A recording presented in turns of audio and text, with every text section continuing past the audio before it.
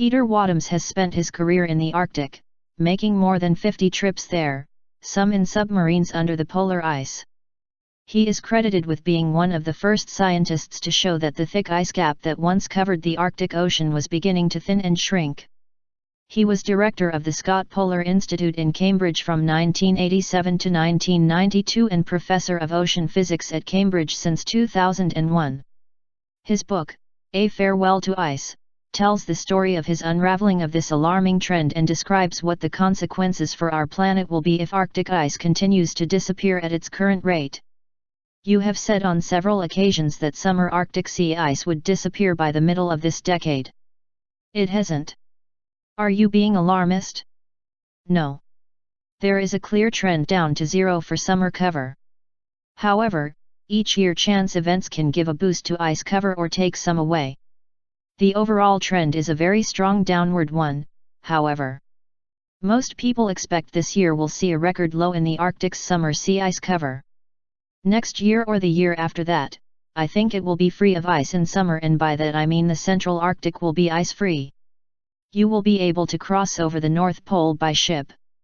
There will still be about 1 million square kilometers of ice in the Arctic in summer, but it will be packed into various nooks and crannies along the Northwest Passage and along bits of the Canadian coastline. Ice-free means the central basin of the Arctic will be ice-free, and I think that that is going to happen in summer 2017 or 2018. Why should we be concerned about an Arctic that is free of ice in summer? People tend to think of an ice-free Arctic in summer in terms of it merely being a symbol of global change. Things happen, they say. In fact, the impact will be profound and will affect the whole planet and its population. One key effect will be albedo feedback. Sea ice reflects about 50% of the solar radiation it receives back into space. By contrast, water reflects less than 10%. So if you replace ice with water, which is darker, much more solar heat will be absorbed by the ocean and the planet will heat up even more rapidly than it is doing at present. Sea ice also acts as an air conditioning system. Winds coming over the sea to land masses such as Siberia and Greenland will no longer be cooled as they pass over ice, and these places will be heated even further.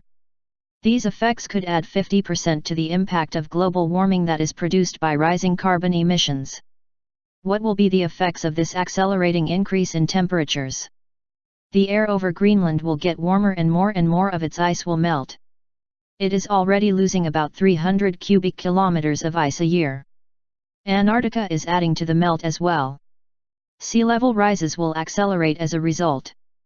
The most recent prediction of the Intergovernmental Panel on Climate Change, IPCC, is that seas will rise by 60 to 90 centimeters this century. I think a rise of 1 to 2 meters is far more likely. Indeed, it is probably the best we can hope for. That may not sound a lot, but it is really very serious. It will increase enormously the frequency of storm surges all over the world. We may be able to raise the Thames barrier in Britain, but in Bangladesh, it just means more and more people will be drowned. Global warming is generally associated with increased fossil fuel burning and consequent rises in levels of atmospheric carbon dioxide. But is that the only climate problem we face? No, it is not. We also have the issue of methane. Russian scientists who have investigated waters off their coast have detected more and more plumes of methane bubbling up from the seabed. The reason this is happening is closely connected with the warming of the planet and the shrinking of the Arctic ice caps. Until around 2005, even in summer, you still had sea ice near the coast. Then it started to disappear, so that for 3 or 4 months a year warm water reached the shallow waters around the shores where there had been permafrost ground since the last ice age. It has started to melt with dangerous consequences. Underneath the permafrost there are sediments full of methane hydrates. When the permafrost goes, you release the pressure on top of these hydrates and the methane comes out of solution. Can we monitor this methane just as we can monitor carbon dioxide? Yes, we can measure methane over large areas using satellites. These have shown that methane levels that had been fairly flat for most of the last century have started to rise and are accelerating, often with little outliers on the graph. There is a scientist called Jason Box who works in Denmark for the Greenland Survey, and he calls these outliers dragon's breath. They are not some sort of measurement caused by dodgy instruments. They are real pulses of methane coming from offshore flumes. How intense is methane as a heater of the atmosphere compared with carbon dioxide? It is 23 times more powerful. However, methane dissipates much more quickly than carbon dioxide. It gets oxidized so that it only lingers in the atmosphere for about 7 or 8 years. By contrast, carbon dioxide hangs around in the climate system for about 100 years before it ends up in the sea and is absorbed by creatures that die and litter the seabed. At least that is what scientists thought. Today, there are quite a number of researchers who think carbon dioxide could last 1,000 years in the atmosphere. So in the long run, carbon dioxide is still going to be worse than methane in terms of heating the planet, because a single methane pulse will have a disastrous effect, but if there is nothing to follow it on, then it will go away.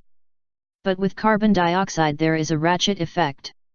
All the carbon dioxide we release by burning fossil fuels just builds up in the atmosphere. We are having to live with last century's carbon dioxide. What that says is simple: there is no such thing as a safe emission rate of carbon dioxide. That is why I am despondent about us ever being able to cut carbon emissions. If we cannot halt the emissions of carbon dioxide, what can we do? In the end, the only hope we have is to find a way to remove carbon dioxide from the atmosphere once it has got there. Even the IPCC has admitted that we will have to find a way to extract carbon dioxide from the air. The trouble is that they don't just how we can do that. The most favored scheme is known as BICS, bioenergy with carbon capture and storage. Essentially, you plant trees and bushes over vast swaths of ground. These grow, absorbing carbon dioxide in the process. Then you burn the wood to run power plants while trapping, liquefying, and storing the carbon dioxide that is released. It sounds straightforward. Will it work? I am a bit suspicious of this technology. BICS will need so much land to be effective. Calculations suggest it would need 40% to 50% of the arable land of the planet to make it work on the scale we will need, and that would not leave enough land to grow crops to feed the world or to provide homes for a viable population of wild animals and plants.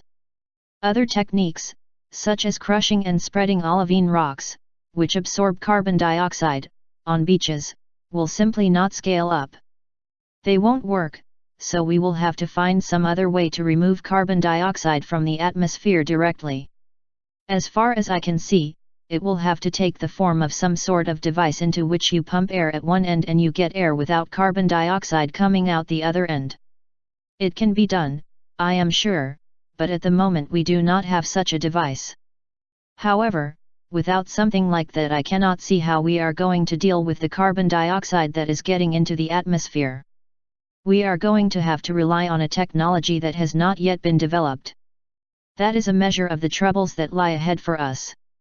I think humanity can do it, but I would feel much better if I saw governments investing in such technology.